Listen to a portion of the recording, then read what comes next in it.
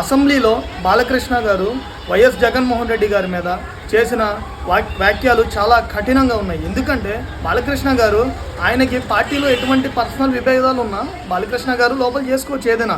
మధ్యలో జగన్మోహన్ రెడ్డి గారిని తీసుకొచ్చి జగన్ సైకో అన్నట్టు మాట్లాడడం అనేది చాలా కరెక్ట్ కాదు. ఎందుకంటే జగన్మోహన్ రెడ్డి గారు ఎవరు? వైఎస్ రాజశేఖర రెడ్డి గారి కుటుంబంలో వారసుడు. ఆయన వైఎస్ రాజశేఖర రెడ్డి గారు చాలా హెల్ప్ చేశారు బాలకృష్ణ గారికి. అదేంటో మనందరికీ తెలుసు. గతంలో బాలకృష్ణ గారి ఇంట్లో పిస్టోల్ కాల్పులు జరిగినప్పుడు ఏం జరిగిందో మనందరికీ తెలుసు. ఎటువంటి సమస్య లేకుండా ఆయన బాలకృష్ణ గారిని ఎటువంటి విభేదాలు లేకుండా పార్టీ పరంగా ఎటువంటి విభేదాలు లేకుండా ఆయన్ని ప్రాబ్లం నుంచి సేవ్ చేశారు. అలాగే క్యాన్సర్ హాస్పిటల్లో బిల్స్ ఏమైనా పెండింగ్ లేకుండా జగన్మోహన్ రెడ్డి గారిని అన్నీ క్లియర్ చేశారు. ఎటువంటి పార్టీ విభేదాలు లేకుండా బాలకృష్ణ గారిని ఎటువంటి విభేదం లేకుండా హెల్ప్ చేశారు. కానీ బాలకృష్ణ గారు ఇలా అనడం అనేది చాలా కఠినంగా ఉంది, చాలా బాధాకరమైన విషయం. ఎందుకంటే ఈరోజు హెల్ప్ చేసిన, మనకి సహాయం చేసిన కుటుంబం మీద ఇటువంటి మాట్లాడడం అనేది చాలా బాధాకరం.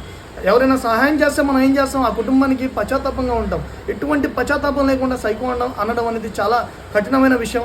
అలాగే మన జగన్మోహన్ రెడ్డి గారు ఇటీవల మన బాలకృష్ణ గారిని ఎటువంటి మాట కూడా అనలేదు. అలాగే బాలకృష్ణ గారి ఇమేజ్ పాడైద్దని చెప్పి ఆయన్ని రావద్దు, ఆయన రాపోయినా అయిపోతుంది, ఆయన ఇమేజ్ పాడైపోతుంది, ఆయన వస్తే ఎంతో గౌరవంగా మన జగన్మోహన్ రెడ్డి గారు బాలకృష్ణ గారికి ఇచ్చారు. కానీ బాలకృష్ణ గారు ఇంత గౌరవం కూడా ఇవ్వకుండా తప్పుకొని సైకో అనడం అనేది చాలా బాధాకరం. ఈ సైకో అనడం, ఈ పదం అనేది జగన్మోహన్ రెడ్డి గారికే కాదు, వైఎస్ఆర్ కాంగ్రెస్ పార్టీలో ఉన్న ప్రతి యువకుడికి, ప్రతి విభాగ అధ్యక్షులకు కానీ ఎవరికైనా కానీ చాలా బాధాకరంగా ఉంది. అలాగే ఆ రోజు సహాయం చేసిన గుణానికే ఇలా పదం అనడం అనేది అది కూడా చాలా బాధాకరంగా ఉంది.